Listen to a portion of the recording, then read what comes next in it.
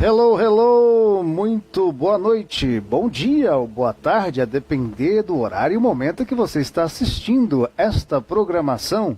Quem fala com você é o seu amigo Ezequias Lourenço, o seu programa, o nosso programa, Você em Foco, Desenvolvendo Pessoas. Estamos aqui hoje com um tema também para lá de especial, aspectos da condição humana, baseado no livro de C.S. Lewis.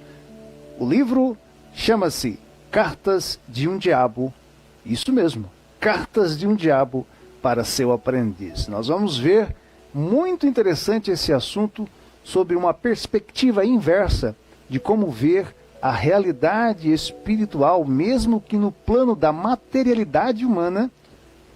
Vamos tentar entrar e viajar neste caminho juntos. Vamos comigo? Que bom, é bom ter você aqui. Vai clicando, deixando o seu like, fazendo o seu comentário. Afinal, aqui a sua opinião tem valor. Em breve, nós teremos aí novidades em nosso programa Você em Foco Desenvolvendo Pessoas. Teremos aulas também, muito bem. Teremos aulas e você também vai se surpreender com os nossos conteúdos. Muito bem. Nós vamos de canção e após a canção nós já entraremos numa leitura de um texto das Sagradas Escrituras e vamos conhecer melhor a vida de C.S. Lewis, algumas obras, e vamos trabalhar esta obra em especial que acabei de falar, as Cartas de um Diabo para o seu jovem, o seu aprendiz, ok? Quero ler com vocês aqui a carta do apóstolo Paulo aos Romanos, no capítulo 3, versículos 10, 11 e 12. Né?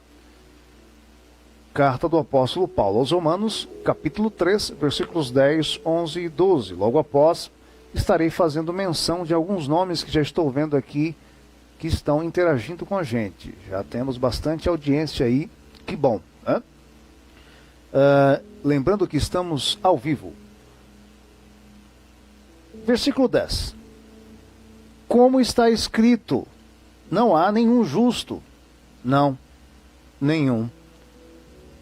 Versículo 11. Não há ninguém que entenda.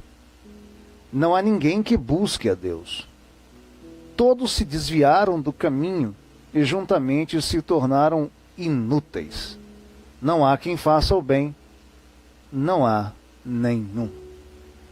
Muito bem, aqui nós estamos vendo uma constatação do apóstolo Paulo, inspirado pelo Espírito Santo, conhecido entre nós, os cristãos, né?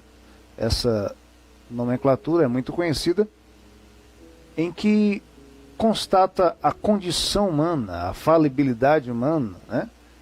A condição de dependente, de errante, e de necessitado de uma correção, ou de uma ajuda, ou de um auxílio de alguém que é mais forte do que ele. Porque, na verdade, não há ninguém que faça o bem. Né? Por mais que queiramos fazer o bem, e até façamos por vezes, mas nossa história, nosso histórico, é sempre traçado de nuances, de erros, de falhas, de desapontamentos, de frustrações, de feridas e de ferimentos, sobretudo nas nossas relações sociais, familiares, e quando não, com a gente mesmo, né?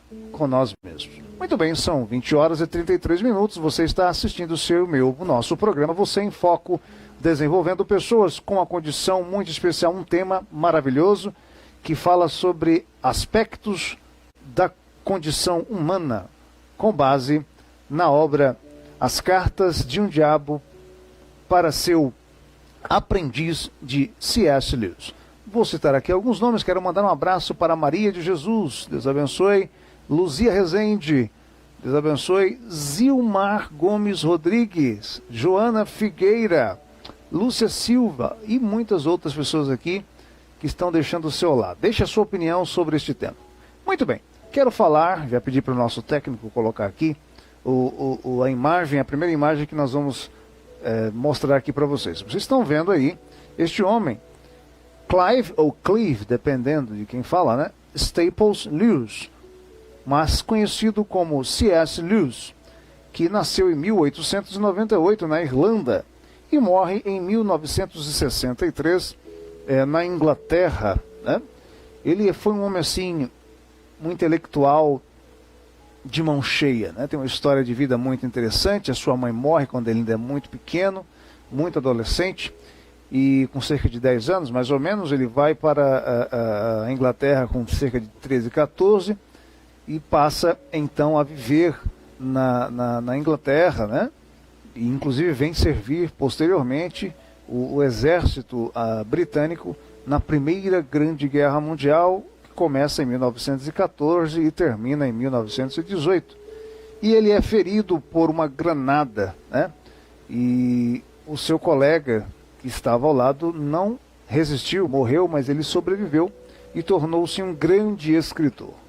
De início seria um poeta, queria ser um poeta de fato, mas ele não teve sucesso como poeta e passou a escrever romances. Ele estudou, foi professor na Universidade de Oxford e Cambridge, na Inglaterra, foi um grande nome da literatura, formou-se primariamente em literatura grega, latina, depois em filosofia, em história, e também após a sua conversão, que deu-se ali quando ele tinha cerca de 33 anos de idade, a idade de Cristo, como dizem, né? Ele se converte e ele passa a fazer escritos e ensaios teológicos, né? E ele escreveu vários livros, né?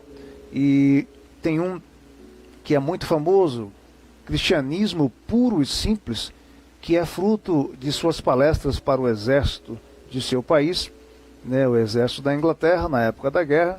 Ele ia lá, dava algumas palestras de motivação para os soldados, para o ânimo dos soldados, né? E isso me faz lembrar Oliver Cromwell, que fazia os seus discursos, né, há séculos atrás, para com o exército inglês.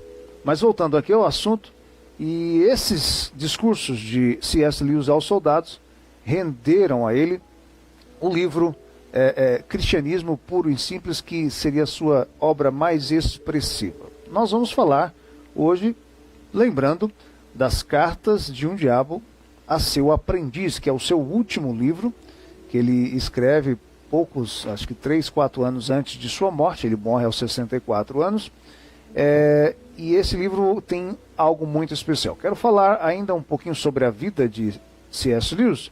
Ele foi professor universitário, como eu disse, escritor, romancista, poeta, que foi quando ele começou. Na verdade, ele queria dar continuidade à sua carreira como poeta, né? Foi crítico literário, ensaísta e teólogo. Então foi um homem assim, um intelectual muito, muito completo, né?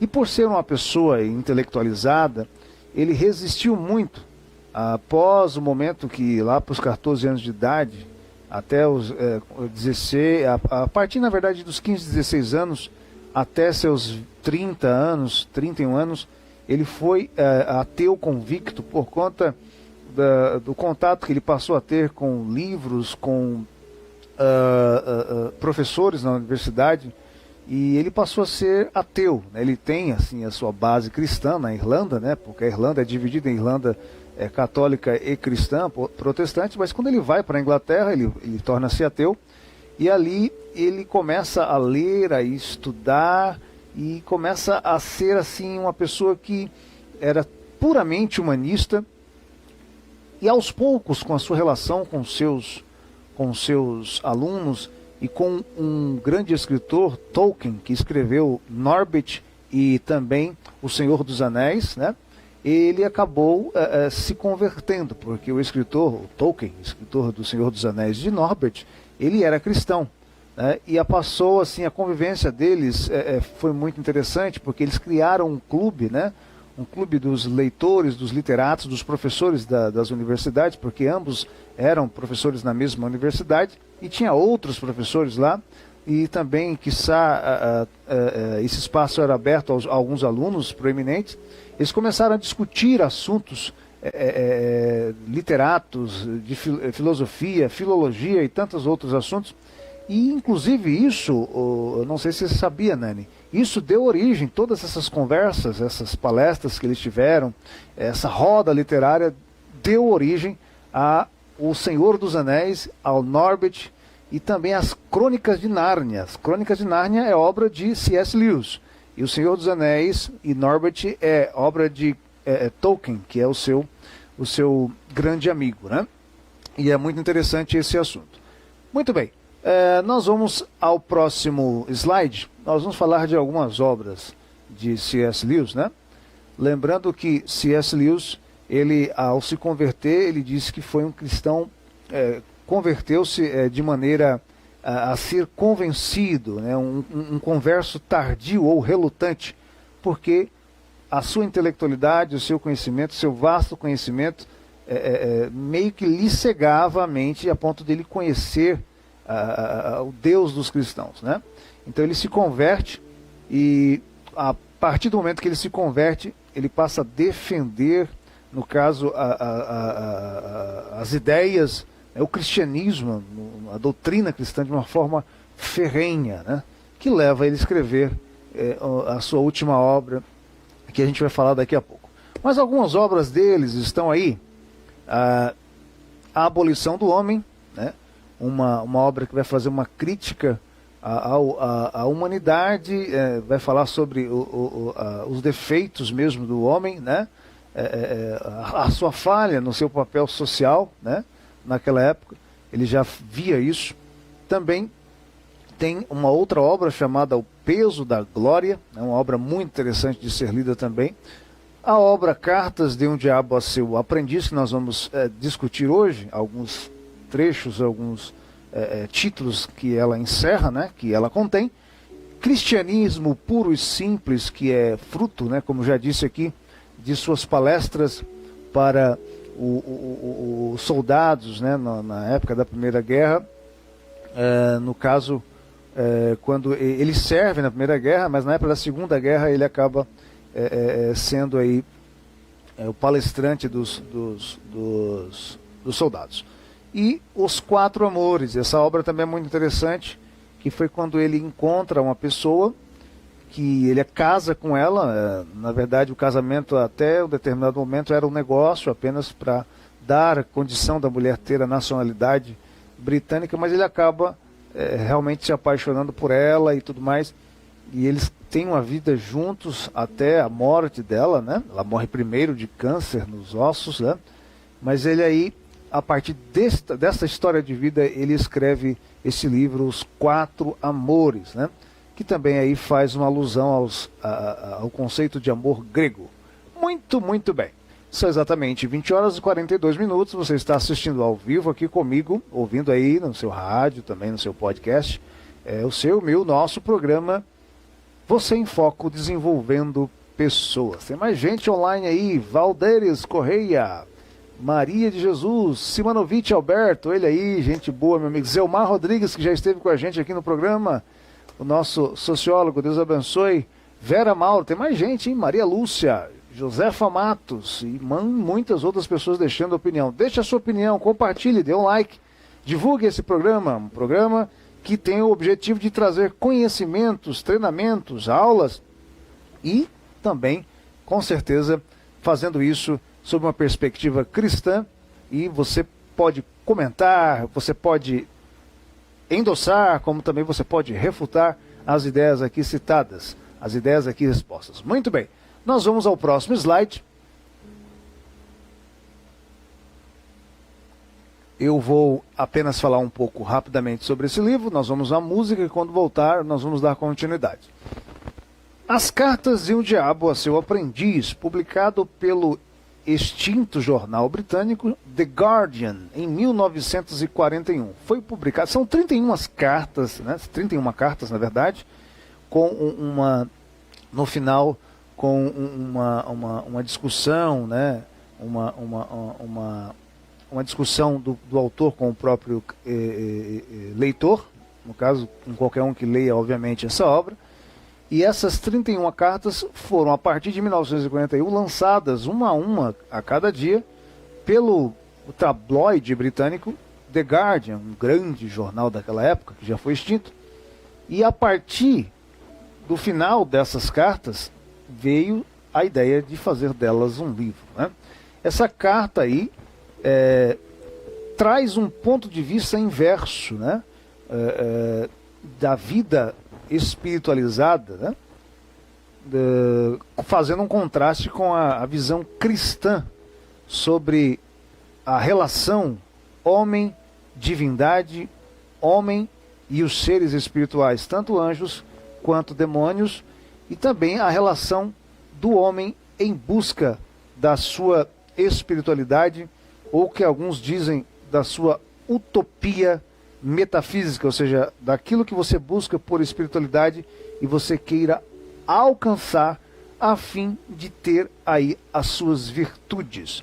Então, esta obra é uma obra que fala sobre cartas que um tio demônio envia para seu sobrinho aprendiz, também demônio, é um aprendiz de tentador, ensinando e instruindo o seu filho, ou seu sobrinho, melhor dizendo, a como tentar uma pessoa e a como ganhá-la, como convencê-la a permanecer no mundo espiritual obtuso ou escuro, ou mundo espiritual tenebroso, né, o mundo das trevas, né, seguindo aí a ideologia e a doutrina infernal, a ponto de tirar este paciente, que seja o ser humano, né, do seu foco.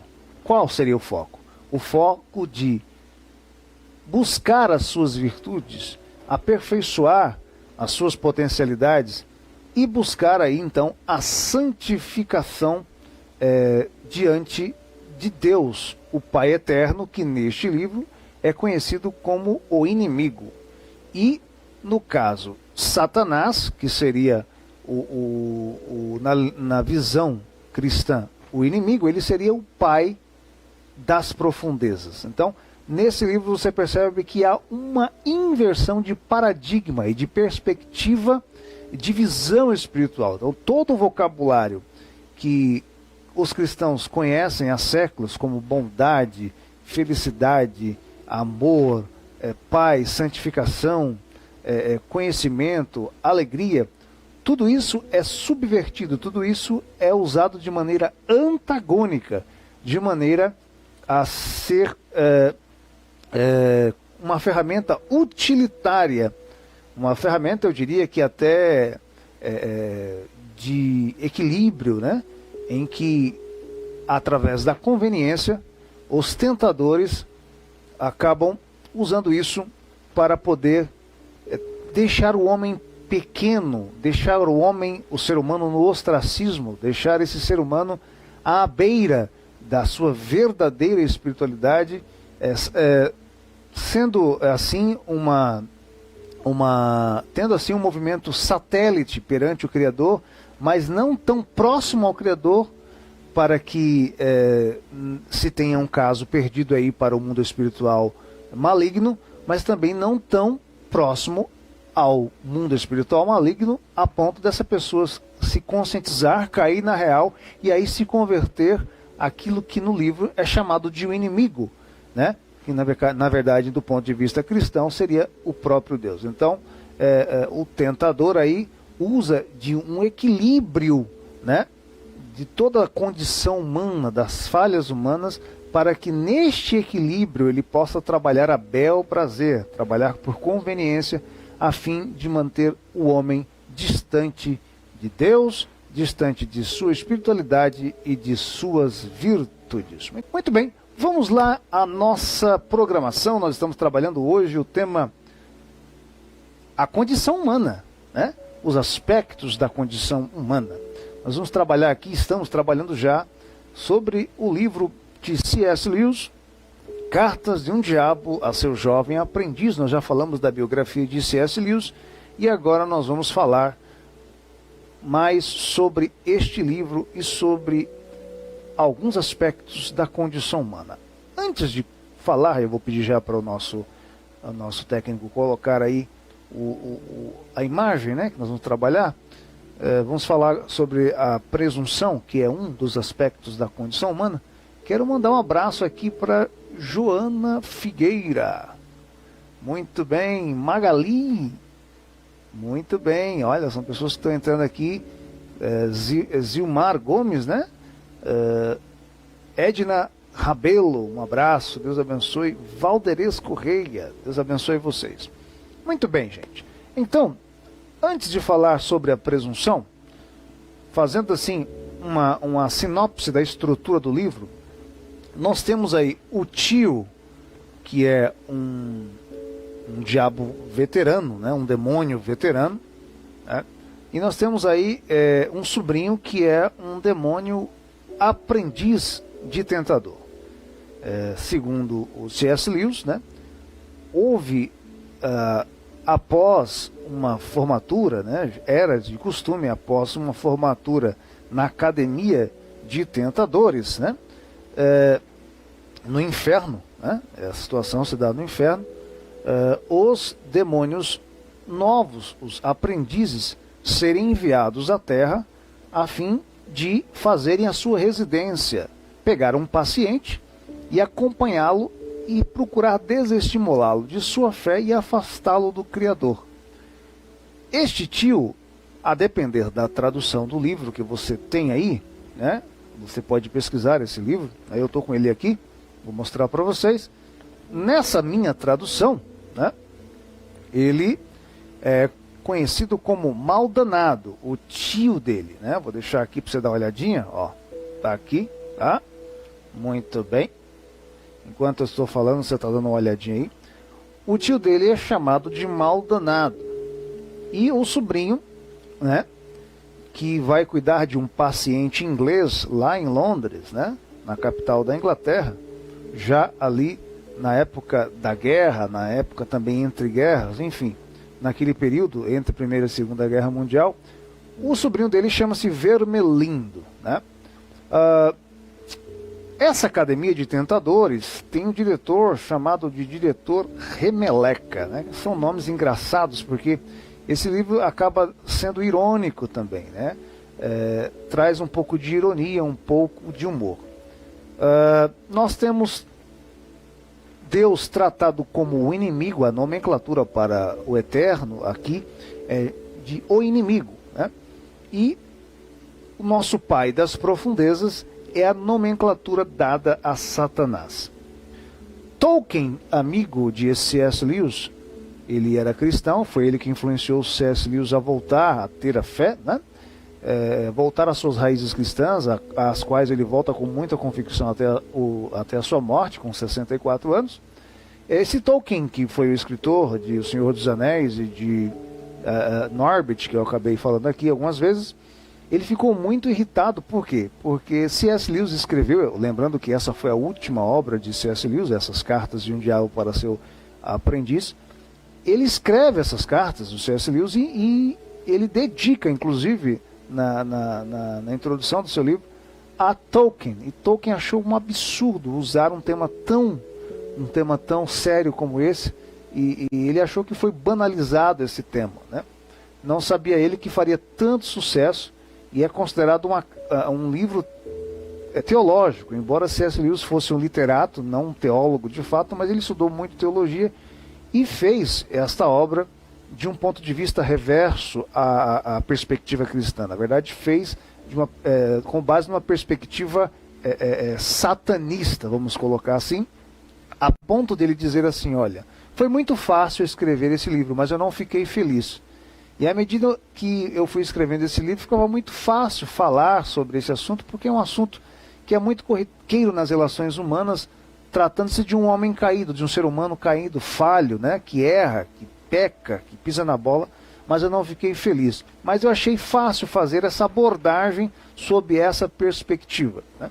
Na verdade, é mais ou menos aquilo que eu costumo dizer, que na vida você aprende o que é certo e o que é errado através dos nãos, através do não fazer, né? Muitas das vezes, através de um mau exemplo, você passa por paralelo, né, ou por assimetria, você passa a entender que não fazer aquilo é bom e aquilo que você deve adotar na sua conduta. Muito bem.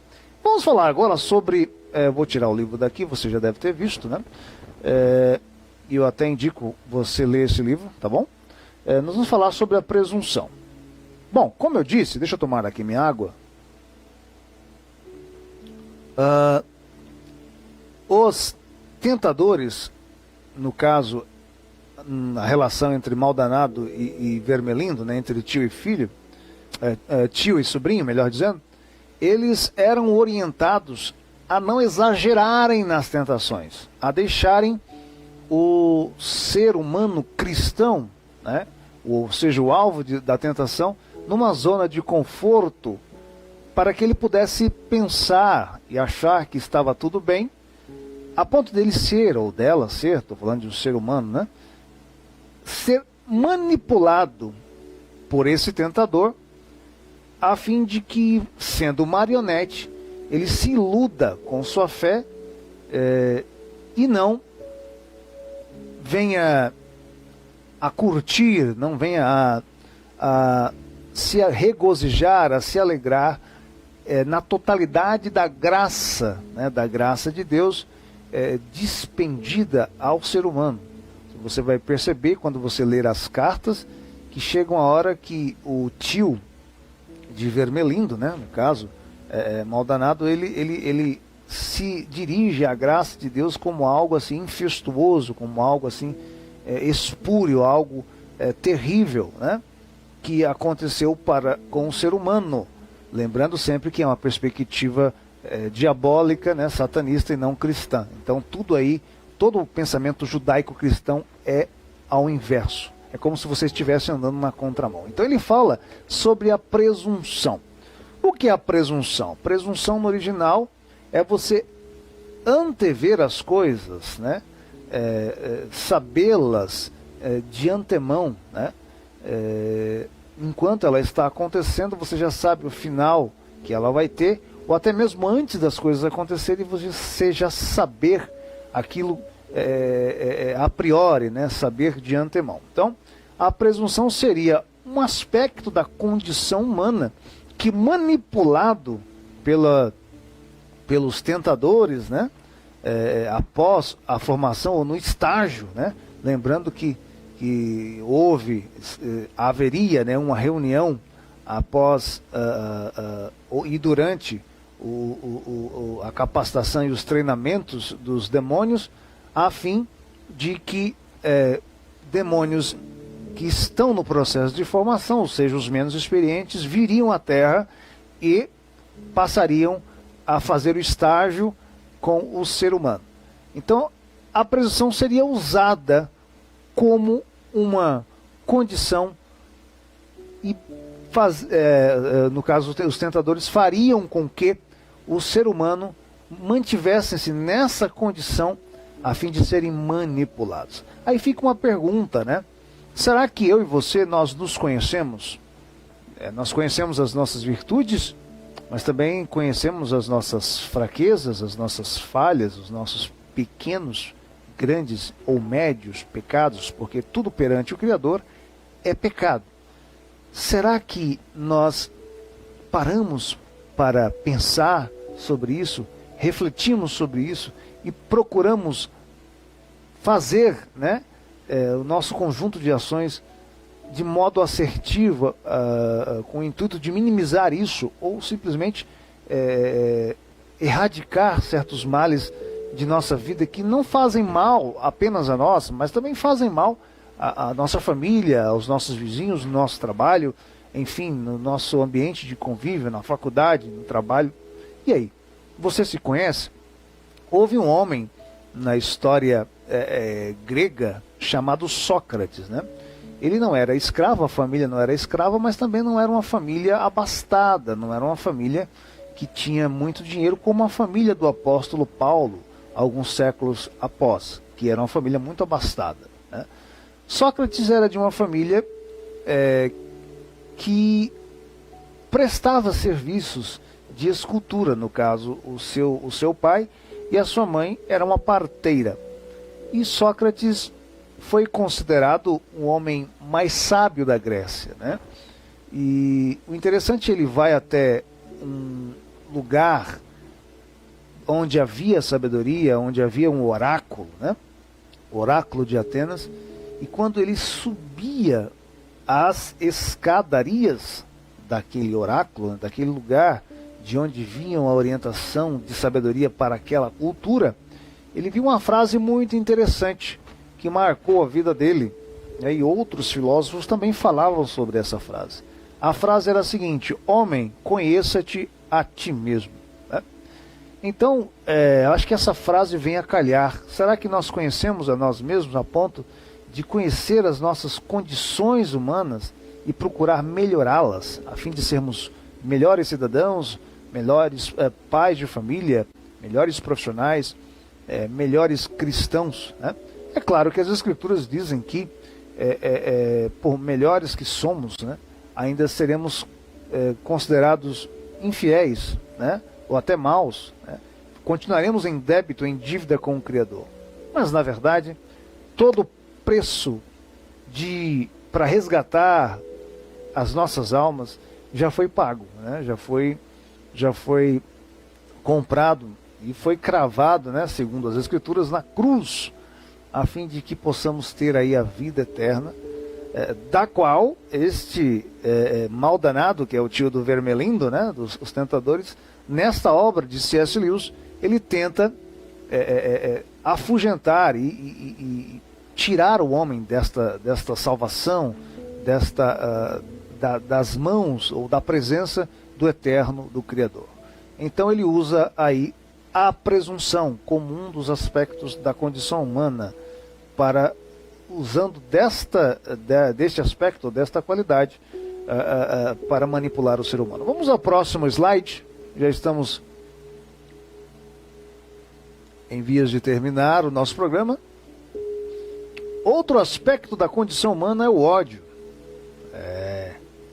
Esses dias eu vi, na verdade ontem, uma frase relatada por uma pessoa em que um membro de sua família disse a ela, né: eu te odeio com toda a minha força. Nossa, que palavra, que frase difícil de se ouvir, né? Mas isso acontece, né, infelizmente. Mas de onde vem o ódio, né? Segundo aqui as cartas, né, de aconselhamento a esse jovem aprendiz, o demônio mais experiente diz a ele para que pudesse ter cuidado com este sentimento, o ódio, a fim de que não acentue esse ódio, a ponto de o ser humano descobrir que estava sendo enganado, e aí de fato a sua conversão ao inimigo, né? No caso, lembrando sempre aí que o inimigo aí trata-se do próprio Eterno, do próprio Deus, do Criador, a sua conversão aí ao inimigo pudesse ser irrevogável, ou seja, pudesse se consolidar, né? Mas também ele não podia deixar de instigar este seu paciente, né, a odiar, porque se ele não odiasse, ele estaria a ponto de amar, e o amor seria inaceitável, né? Inaceitável. Então o escritor da carta, né, o maldanado, chega a um ponto de falar sobre o Filho Jesus Cristo. Ele não usa o nome de Jesus, mas ele diz que o inimigo amou tanto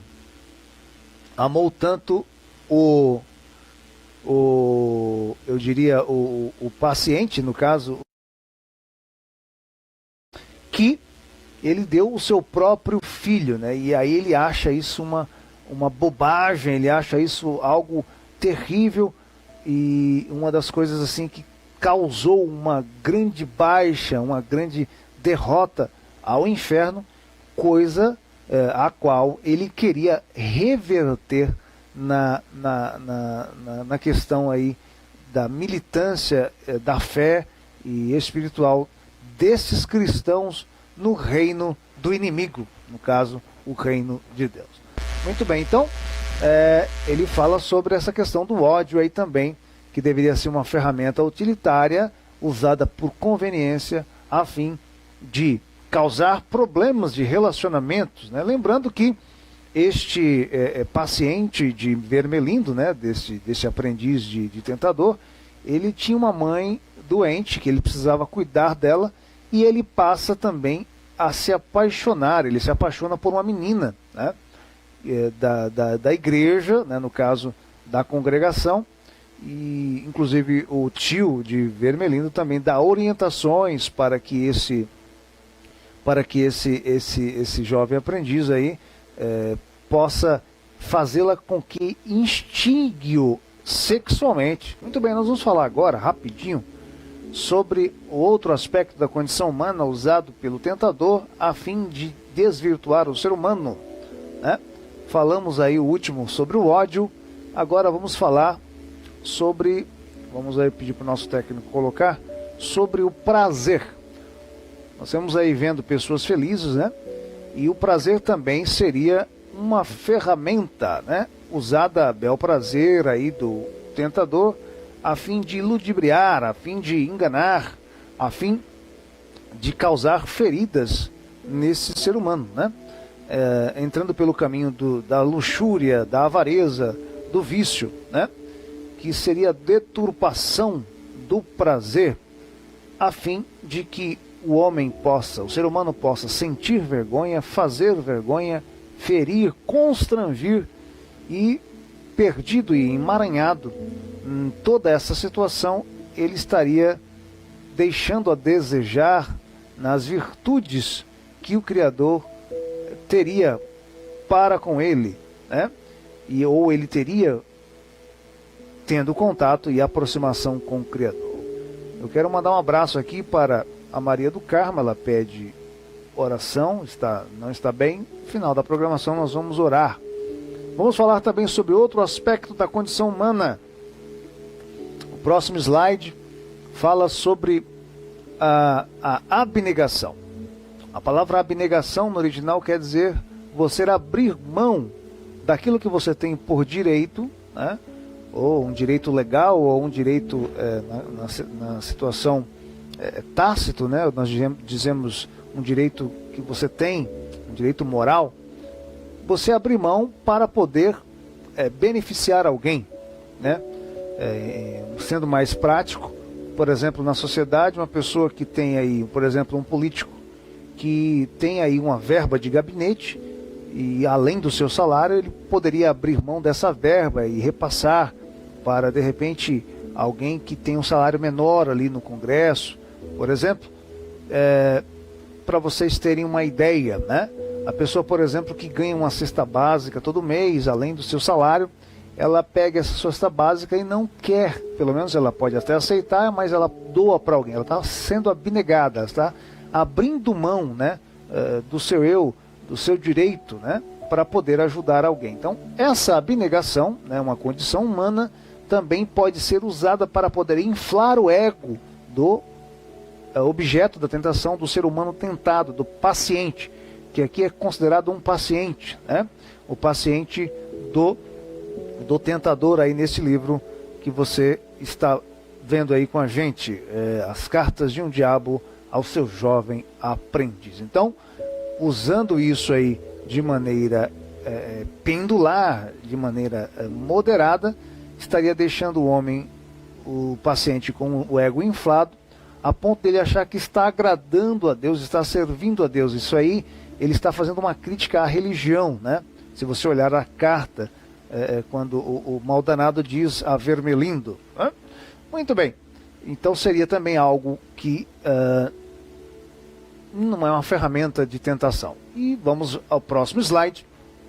Nós temos aí também uma outra ferramenta que, aliás, eu faço uma crítica muito grande também. Aliás, a crítica que eu faço é a crítica que muitas pessoas fazem. Aqui, C.S. Lewis já criticava a superficialidade do conhecimento, que nós chamamos aí vulgarmente de intelectualidade de orelha de livro. Há pessoas que demonstram ter conhecimento de causa dos assuntos que estudam, dos assuntos que falam, dos assuntos que apregoam, dos assuntos que ensinam, mas na verdade elas têm um conhecimento superficial, tornam-se boçais. É mais ou menos você ter um anel de formatura no dedo, mas você nunca foi à escola, não tem o ensino médio completo, não tem um primário completo, quiçá foi à universidade, mas você ostenta um anel apenas para poder ficar no plano da aparência, no plano da superficialidade, para poder, enfim, esnobar, mas você não detém aquele conhecimento. Então, essa superficialidade do conhecimento humano, segundo C.S. Lewis, é algo que o diabo, no caso, os demônios usam muito a fim de que afaste o ser humano do Criador, porque, segundo ele, o conhecimento é uma via pela qual o ser humano se aperfeiçoa e conhece o Criador, e conhece então a sua condição e se converte a ele, se converte a alguém que é superior, que é melhor e maior do que ele. Muito bem, nós terminamos com isso as nossas reflexões sobre os aspectos da condição humana deste livro que é maravilhoso, embora seja um livro que tenha uma perspectiva inversa, invertida da visão judaico-cristã, mas que nos faz pensar e nos faz refletir muito sobre quem somos. Será que você conhece quem você é? Será que você conhece quais são as suas virtudes e quais são as suas condições de falhas, de falibilidade humana? Quais são esses aspectos? Talvez, se eu e você reflitamos nisso com paciência, possamos aí nos tornar seres humanos um pouco melhores, né? Sociedade requer seres humanos melhorados. E o Evangelho tem esse poder. O Evangelho é poder de Deus para melhorar a sua humanidade, para te fazer santo e para te fazer herdar um reino. E você pode construí-lo agora através das suas relações sociais. Gostaria que você baixasse a sua cabeça, onde quer que você esteja. Eu quero aqui fazer uma oração, agradecendo ao Deus Pai por esta oportunidade que tivemos de discutir esse assunto, aprender, embora você concorde ou não, mas estamos aqui fomentando o conhecimento a fim de tornar o ser humano melhor nas suas práticas, na sua praxis social. Feche seus olhos. Onde quer que você esteja, se você não puder, estiver no seu carro dirigindo, apenas intue e eleve o seu espírito.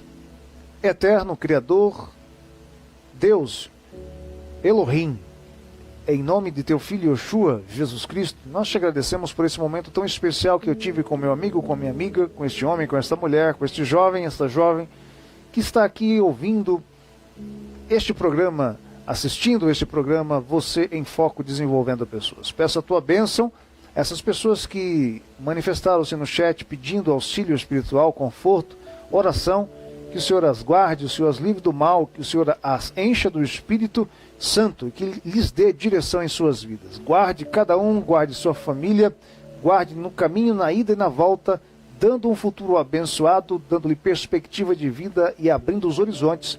Em nome de Yeshua, em nome de Jesus, te pedimos e te agradecemos. Estamos certos e confiantes da resposta. Deus te abençoe. Muito obrigado por sua audiência. O último programa tivemos aí mais um recorde de audiência. Cada programa nós estamos aumentando em muito a nossa audiência. Obrigado por tudo.